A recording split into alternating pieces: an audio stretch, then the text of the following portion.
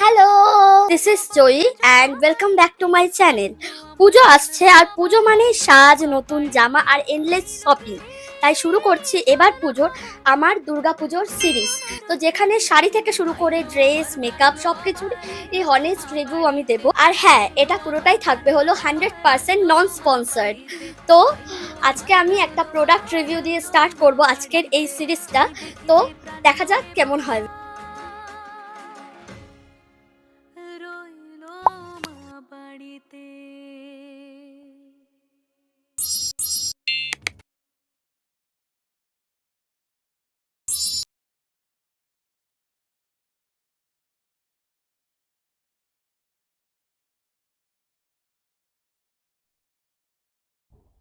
তো শেষ করছি এই সিরিজের প্রথম এপিসোডটা।